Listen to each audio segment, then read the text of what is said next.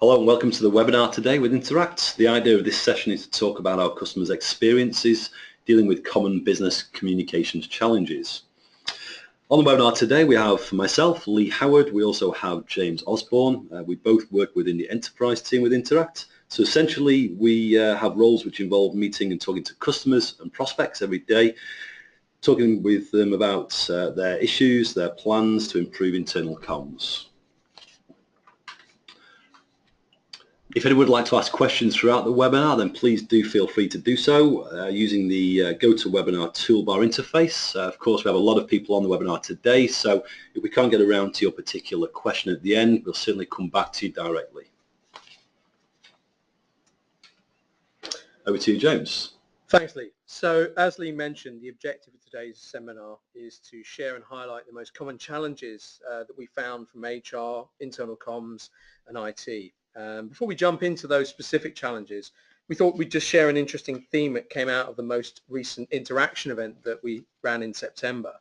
For those of you who don't know, Interaction is Europe's largest intranet conference where we're joined by HR, comms and IT leaders from hundreds of organizations from around Europe, as well as industry experts from areas such as employee engagement, collaboration, communication, HR and productivity. One of the most common themes that emerged from last year is encapsulated in this quote by Deloitte.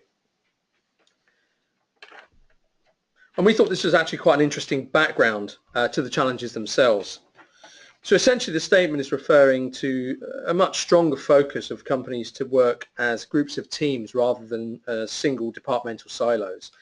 So with support of modern communication and collaborative technologies, they're hoping that they can achieve that. So with that in mind, one of the quickest wins we identified for this cultural and organizational change is to make sure that new hires coming into the business have the right tools and the right mindset to help the business adapt to this new team-based way of working. So this leads us on to our first business challenge. Thanks, James. So yeah, the first challenge we hear about is employee onboarding. And this is a typical comment that we hear time and time again on the screen now. So before we start, just quickly to define onboarding, basically it's the successful integration of a new employee into an organization.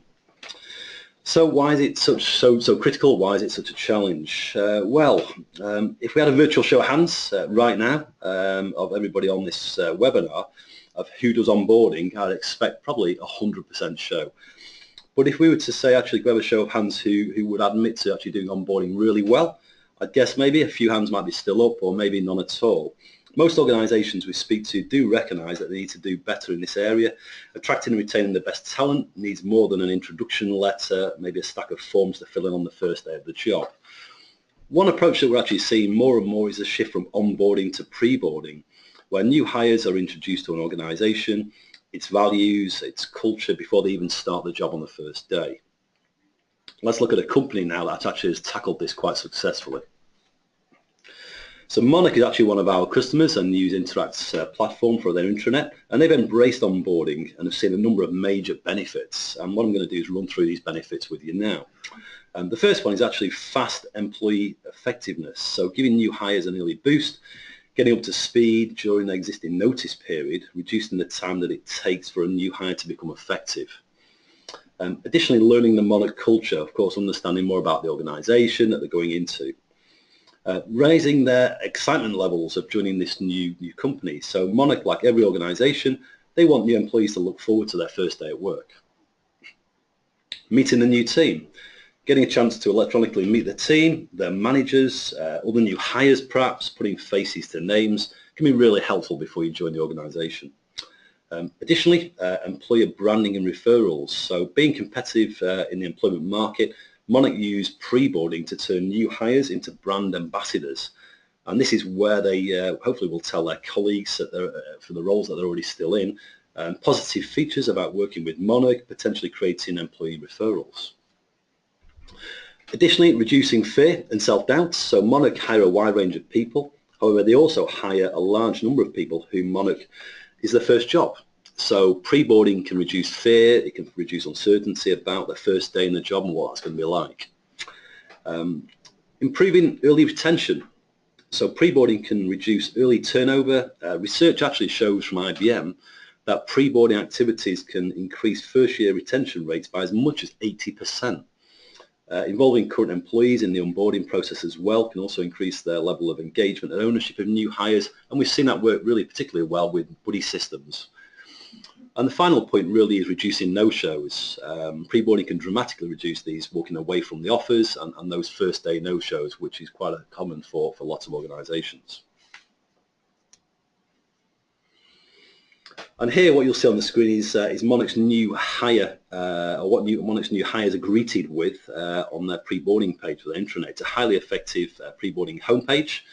It provides access to a range of information designed to help the new starter understand the company, the core values, the policies, development opportunities, benefits with the job, as well as helpful guides, frequently asked questions, an opportunity to find out more about the team members that they'll eventually be working with. So once you've improved the onboarding experience, what about the existing employees and their expectations? Thanks, Lee. So this is the second trend that we picked out and identified from our conversations last year with HR leaders and communicators.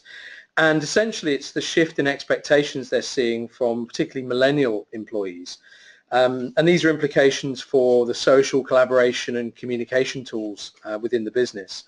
So to define the millennial, I mean, we broadly define that here as those born during or after the 1990s. So they're actually a major part of every workforce now, and they're no longer graduates or just at the start of their career. Many of these millennials are actually in their late 20s now and are moving up the career path. Why is it important? Why are we picking on millennials? Well, I mean, millennials are actually the first generation to grow up with connected technology that delivers instant information. And unsurprisingly, this drives a pretty well understood series of behaviours and expectations. So these are in no particular order. They have a desire to be heard. So for them, communications has become democratised. Anyone can comment, anyone can tweet, anyone can upload a video, but they expect to be judged on their ideas, which leads on to the next point, which is they have an expectation for instant feedback. So whether that's comments, likes, shares, that's part of their experience when it comes to putting content out. And in fact, we've seen scientific studies that show that there's a release of dopamine when you see a response to your comment or get some feedback. And if you don't know, dopamine is the neurotransmitter behind pleasure and reward. So it's actually hardwired into a lot of people. Millennials will engage really well with video content. I mean, every month there's 6 billion hours of video consumed on YouTube. So again, millennials particularly will expect to find video answers to their questions on intranets as opposed to just purely written instructions and written information. Again, 96% of millennials wake up to their smartphone rather than an alarm clock. So they're expecting 24/7 access to the systems and the platforms that they use. And in fact, a more relevant stat that we came up with from analysis of our own customers' activity is that 23.1%, that's almost a quarter of the million intranet users using Interact, 23.1% were actually accessing the intranet outside of normal business hours, which is pretty impressive stat. And then finally, the millennial we're finding is a mobile first generation. So one of our customers, ASOS, aims their market squarely at the millennials. And they told us that 98% of their website traffic is from a mobile device. So again, we're seeing these behaviors not just outside the workplace, but also within the workplace. So why is it a problem, and what does it mean? Well, again, in personal experience, the millennials have grown up with a really well integrated and streamlined user journey where they can sign into Amazon using their Google account or embed YouTube video in a Facebook post. But often when they come to work, the tools just don't support that, they're not connected, or they just don't work very well. And they find this a barrier, and as you can see on the quote on the screen, they find it far more of a problem than some of their older colleagues. So really where this leaves internal communications particularly is at risk of being left behind. And whilst Facebook are in the business of selling personal engagement, internal comms are essentially selling the concept of employee engagement. And they need user-generated content to stimulate more ideas and to support productivity, particularly in the millennial market. So a particular example of this is employee profiles. So there's been a constant struggle between HR and employees to get them to complete forms, update their skills and profiles.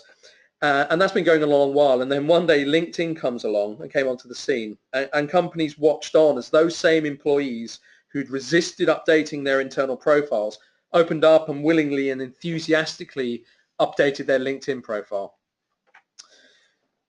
So this means that we're seeing these millennials particularly taking things into their own hands. So as you can see, there's been an explosion of comms and collaboration tools coming into the workplace, often brought in by millennials who are unsatisfied with the existing platforms. The challenge here is that these tools, by the fact that there's so many of them, can often foster silos and exclude other employees who aren't using them. So we end up with departments and groups operating outside of teams. Clearly, there's also a risk associated with this for security and for corporate governance. So today, more than ever, we're hearing that organizations are looking for a well-adopted communication and collaboration platform to get away from this complete explosion of tools that they're seeing. So if that's the problem, well, what's a success story? So Make-A-Wish Foundation, they're a client of ours. They're a global charity. If you don't know them, they've got 61 chapters in 45 countries. And when they came to us, their big challenge was really improving the collaboration in their organization, and specifically their millennial volunteers, of which they had many, many thousands.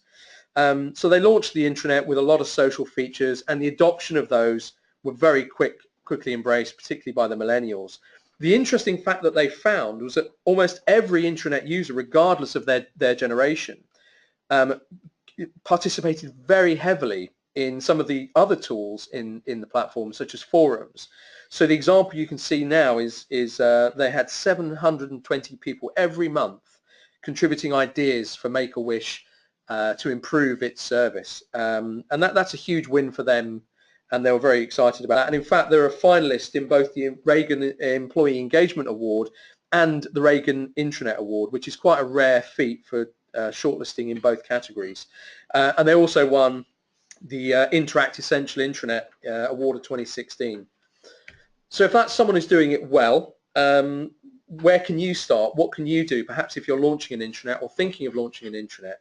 So an example of where you could start is the NSPCC. So they took the opportunity to tackle this challenge head on when they launched their new intranet. And they actually started by structuring what it would do and what it would deliver around their users' personas. And obviously their users include a lot of volunteers and millennials. So they used several strategies to identify this, and they got out of that quite a lot of very interesting information, some of which you can see on the slide. So they managed to understand the expectations and requirements that users had and what they needed to do their job from an intranet.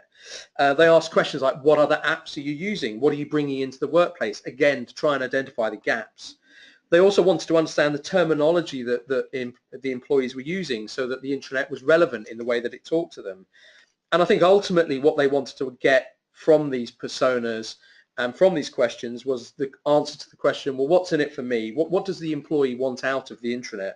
And I guess the outcome of that can be sort of exemplified in the Kent Community Health NHS Trust intranet, which after going through a similar process when they launched the site, they had feedback from the nurses saying that they felt that the intranet was built specifically for them.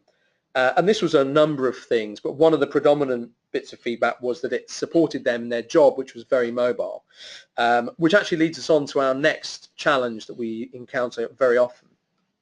And this is the challenge of engaging with remote workers. So we find this is a common theme coming out of a lot of industries, but especially retail, hospitality, manufacturing, charities and transport, where remote workers are actually particularly hard to reach.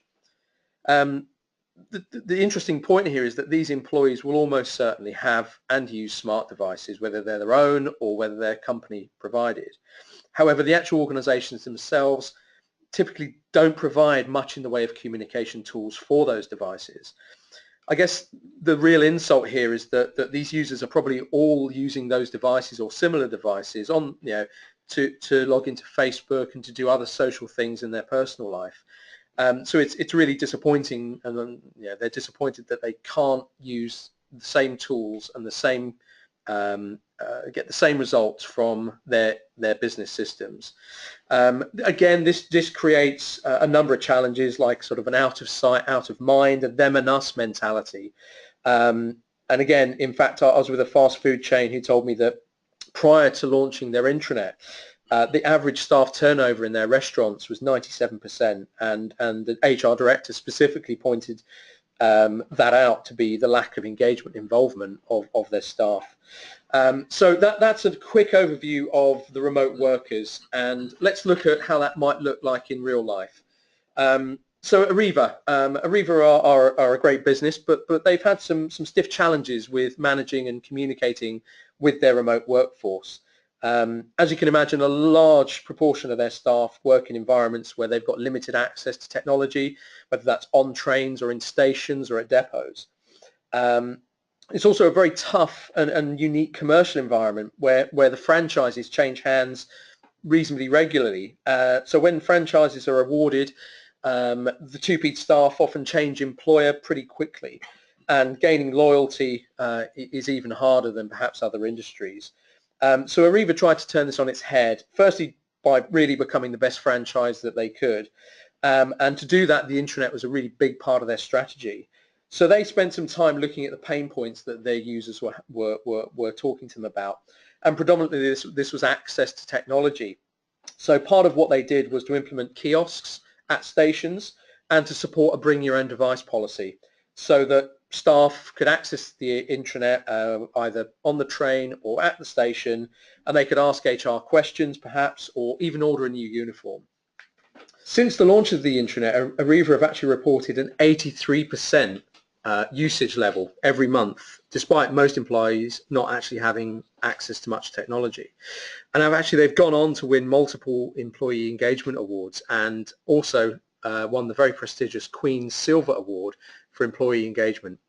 So that's a quick look at remote workers. Now let's take a slightly wider look and look at the general challenge of communication. Thanks, James. So this particular challenge focuses on communications, and most organisations we seem to talk to typically a challenge with one-way communication rather than what we'd like to get to, which is two-way communications. So this challenge is a big one. We hear it all the time. And what do we mean by this? So at their heart, many intranets are actually document storage based and unengaging. So what we mean by that is there's no way of knowing what's being read or getting feedback from employees. Lots of organisations struggle to get users to engage, to share, and to even generate content as well. Many intranets are full of Word documents, PowerPoint files, Excel files, whilst on the other hand, company websites are moving away from simply linking thousands of PDF fact sheets, and instead are providing more compelling and engaging content. And the big driver for this is mobile access. Opening and reading Word documents on the move is frustrating and rarely done these days. One really good example is SharePoint. Many organisations we talk to use SharePoint widely. It's a great system for content creation, for dual editing, for dual authorship, things like tracked changes, storing obviously documents in the various formats, Office apps, Word, PowerPoint, etc. However, it's not really built around two-way communication such as blogging, frequently asked questions, likes and shares, and forums. So how do we foster, or how do you foster two-way communications with employees? So the areas really that we'd focus on are looking at sharing ideas through forums, through polls, and through questions and answers. Also feedback, so that's comments, ratings, shares and likes, and also user-generated content such as blogs. These are really the three areas that we can see are making a big impact.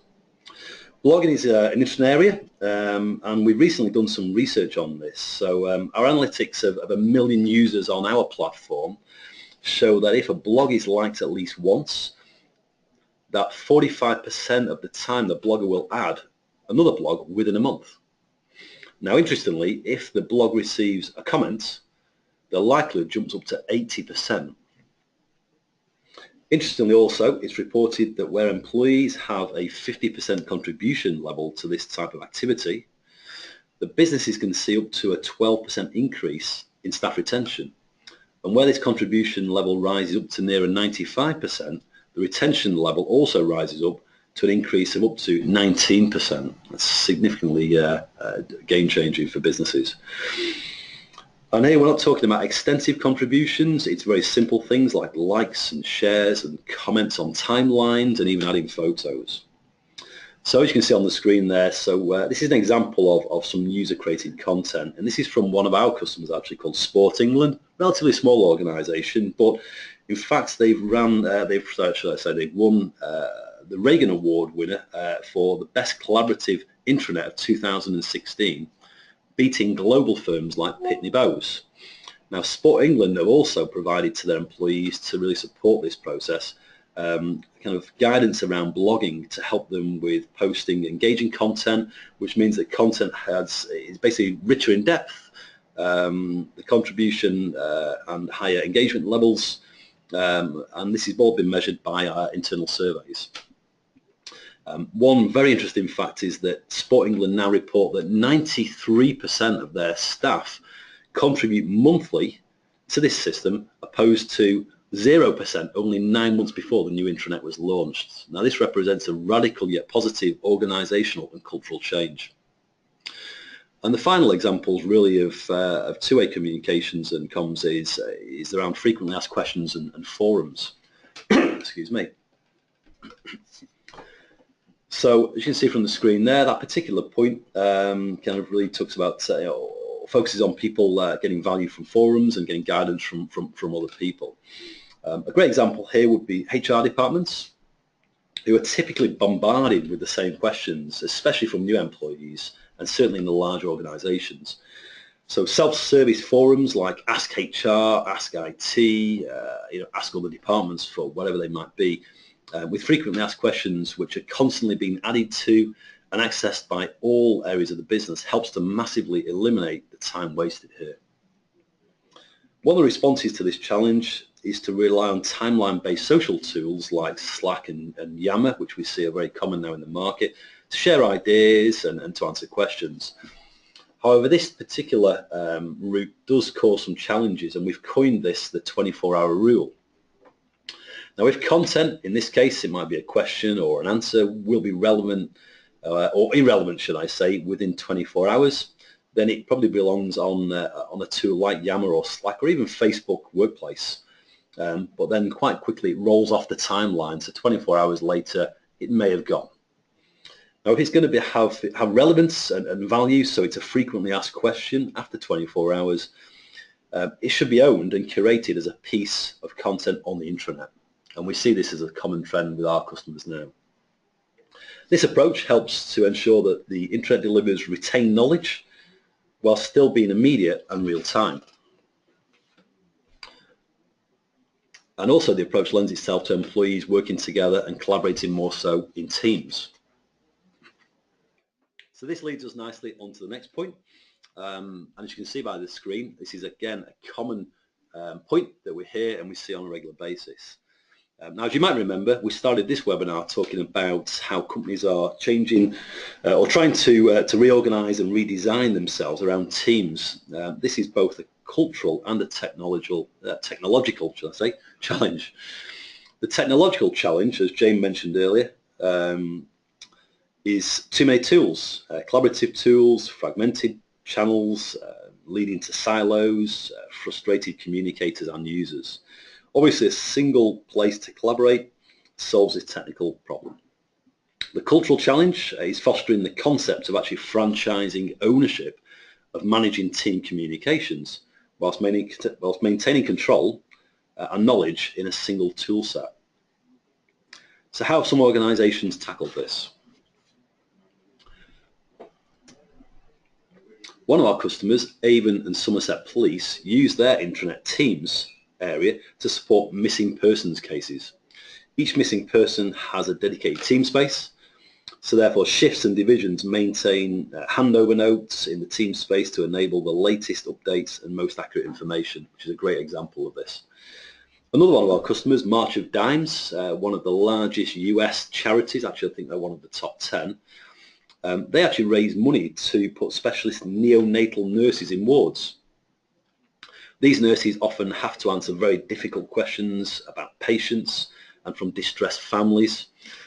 And they have an online team space for nurses to share ideas, gather support from each other, and also things like celebrating successes. So what are the benefits? So from our research, intranets with a blend of collaboration, transactional and communication technologies will see higher levels of collaboration rather than just collaboration tools alone. And this is where the modern intranet, such as Interact, starts to demonstrate real business value.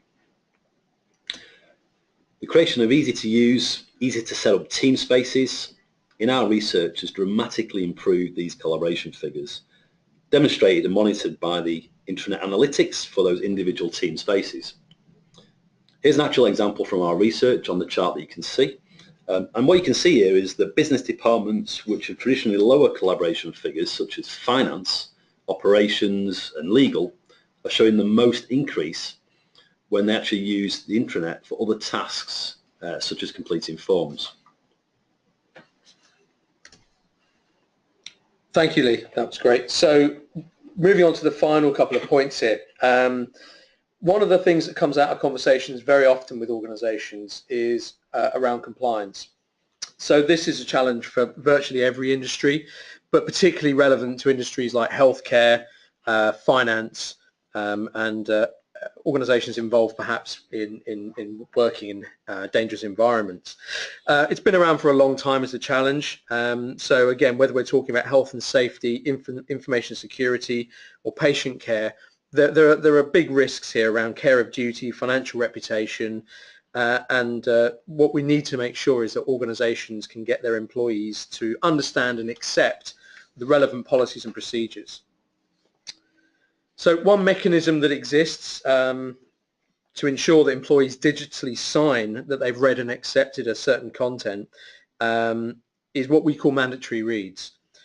So this is used in terms of a use case. Some of our NHS and care customers use the mandatory read function to make sure that their nurses and clinical staff are on top of the regularly changing rules and regulations when it comes to patient care. So they use mandatory reads to ensure that they've read and understood the guidelines, but also that they've got an audit trail to see who hasn't and has marked those bits of content as understood and read. Obviously, the risk there of failure is that it could lead to serious medical repercussions. From our point of view, we use mandatory reads internally, and it was a vital part of us gaining and maintaining our ISO 27001 certification. So using mandatory reads, our head of compliance can ensure that all of the employees at Interact have read and understood, for example, the information security policy. In fact, we've produced a separate seminar on ISO compliance, which if anyone's interested, just drop a message in the notes and we'll send you a link to that. So the final challenge is in some ways linked to this in that it's around analytics, it's around understanding what's happening on the intranet. So analytics really can be defined as measuring the success of your intranet. And really we see that happening in different ways depending upon the maturity of the intranet. So we're finding often that early or immature intranets, really all that you can measure is the number of visits. As an intranet matures and you're getting more engagement, you're starting to measure things like collaboration, engagement, how much user-generated content is going up. But importantly, when an intranet becomes really valuable, that's when you're going to start to measure metrics such as return on investment and the business benefits. Interestingly, at the last interaction event that we held in September, 74% of the companies there wanted to measure their intranet's ROI, but they just couldn't. They didn't have the tools. On that point, we're actually about to launch an extensive State of the Digital Workplace report, which is actually the first of its kind, and it studies the link between intranet usage and value. One of the reasons it's unique is because it really bypasses the anecdotal and user survey approach that often is taken, which is really quite open to bias and not always accurate. So instead, this report is based on our 1 million+ users on our platform as anonymized but still empirical data. We'll be announcing that on the website, and again, if anyone's interested in getting a view of that when it's launched, please drop us a line in the comments. So the final example of analytics, which is slightly different again, comes from a company called Romek. If you don't know them, they're the engineering arm of the Royal Mail, and for an example, they've got 1,800 engineers and 1,500 cleaners, and between them they maintain and clean the equivalent of 377 football pitches worth of Royal Mail floor space every single day. But for health and safety regulations, they need to report any near-miss accidents, so they need to do that as an official process. Traditionally, they would do this by phoning the call center and logging it over the phone, and the typical wait time and average to do that would be 45 minutes. They moved that process onto the intranet using an online form, and using the analytics to measure how that was being used, they saw that that process had dropped from 45 minutes to an average of 3 minutes. So that's a slightly different example, but again, one that I'm sure you'll agree is a great example of how an intranet can deliver, through analytics and understanding what's happening, can deliver real value back to the business.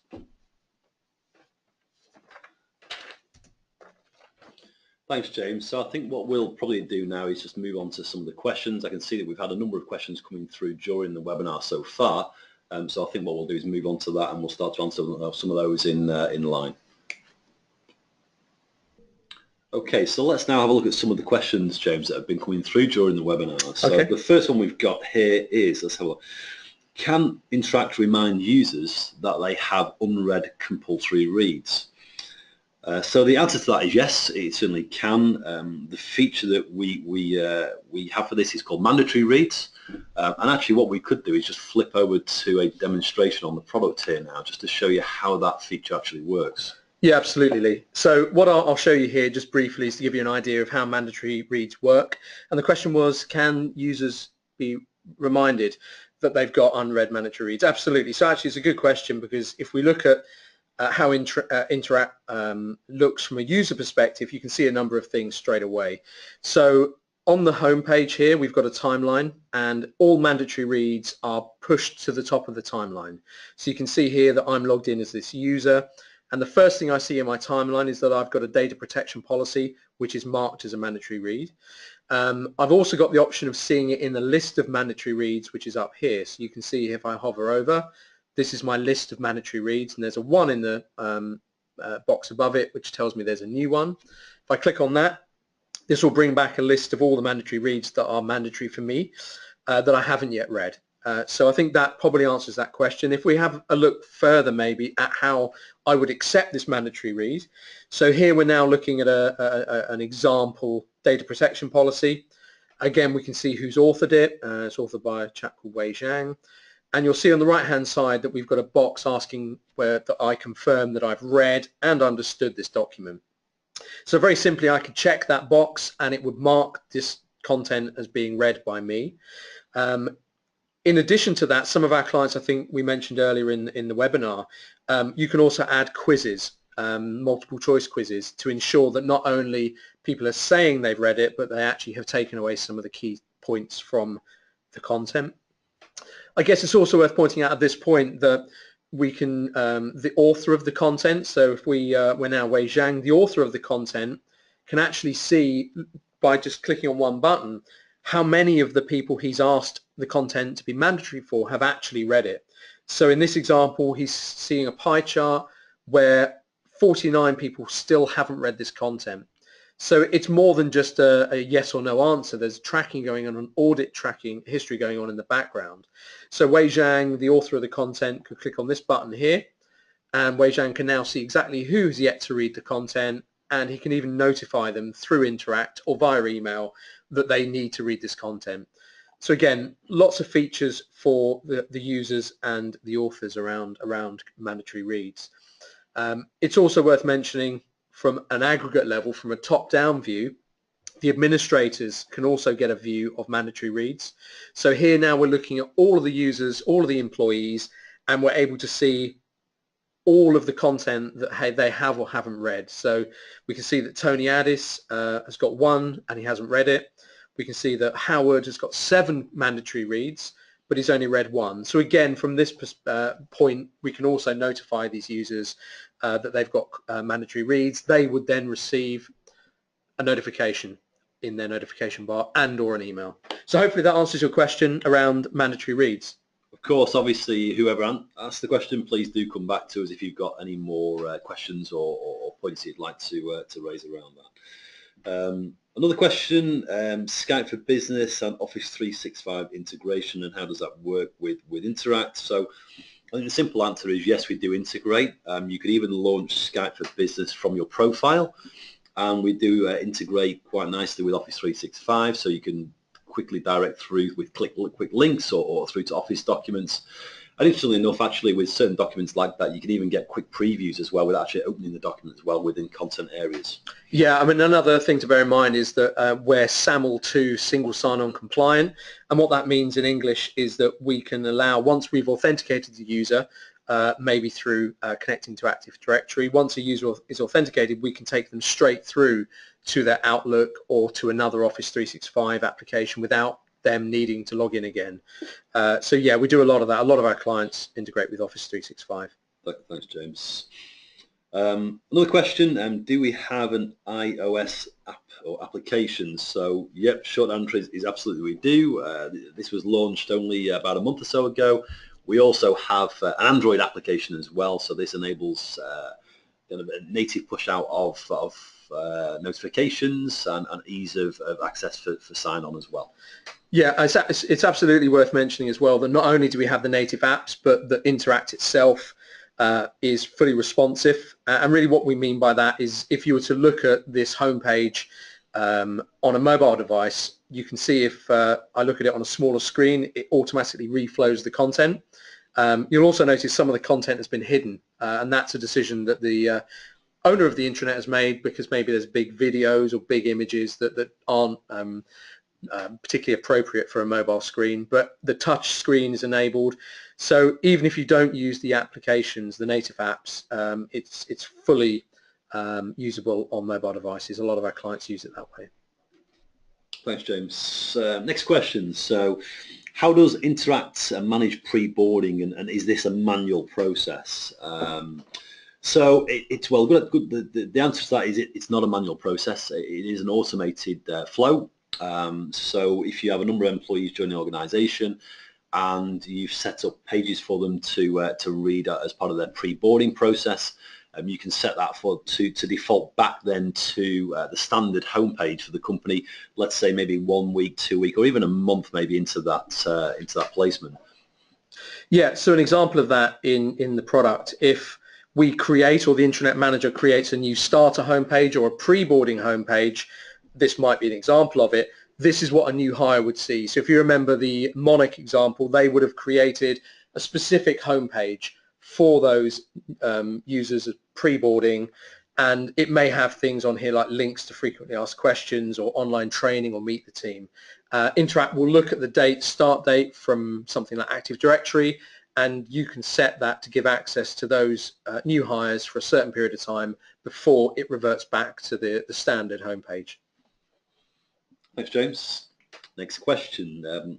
How do you pull in user profiles, and does Interact sync with Active Directory? Yeah, so I think we might have covered that, but yeah, all of our clients have Active Directory for authentication and for user profile data.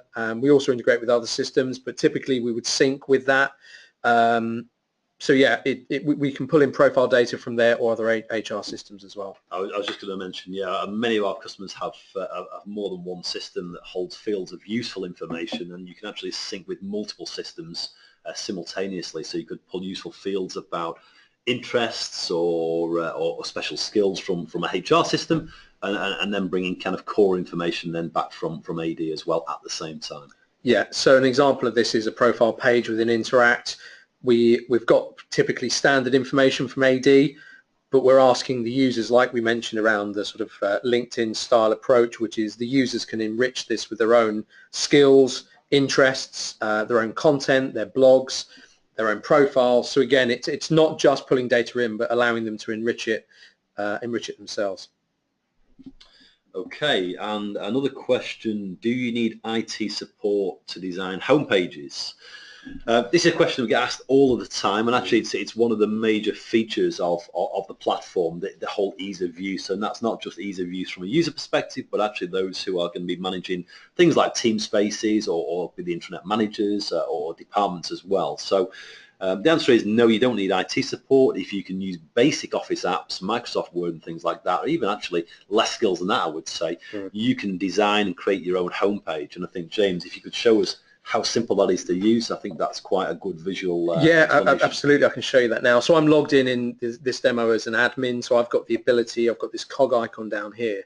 So if we just have a quick look at the homepage before we start editing it, you can see that it's made up of a number of widgets. We've got a background, for example, but a number of widgets like a timeline. We're surfacing specific content, FAQs and discussions, particularly here, and we've got links to other systems. But if we want to change this or create a new homepage, if we click on the cog icon, you'll now notice when the screen updates for you that the controls are now exposed to allow me to change how this appears to users. So perhaps we might want to make this big carousel smaller. We may want to drag elements around, and we may want to redesign how this looks. We can also add widgets. So we could select other widgets. We've got about 20 or so widgets that you can add into the homepage of Interact to pull in all sorts of information, whether that's Twitter feeds or other things. So yeah, it's really easy to do. And once you've updated the homepage, you can save that homepage. You haven't got to make it live immediately. You can also make that homepage available or the standard homepage only for a certain group of users. So that might be useful if you've got different brands or different departments. A lot of our bigger customers who are a part of a multi-brand environment will create differently branded, different looking homepages for each of their brands, even though ultimately a lot of the policies and procedures and documents are across the whole group. Thanks, James. And I think this ease of use and ease of management really does kind of play to the points that I think we were talking about earlier on in the webinar, which is decentralizing the management of the intranet. Different people around the organization don't need IT skills, don't need to rely on the IT department to kind of manage the news, make it relevant. As news happens, you can update the intranet on your homepage within seconds. It's out there and people are consuming and seeing that as well. So thanks for that. Now I can see we've got a lot of other questions coming through now, and I think we're probably unlikely to be able to answer all of them in the timescales that we've got. I think we could run on for another hour or so. So I think what we'll do is we'll probably close the webinar now. Thank you everybody for joining. All of the questions that have come through, we will come back to you directly. So please keep sending those through, and hopefully you've got our details as well if there's anything else you've thought about afterwards. We'd be happy to talk to you directly or even come along and have a chat with you at your office. So I think I will say thank you for your time, and hopefully we'll see you on our next webinar. Thank you very much for joining. Thank you.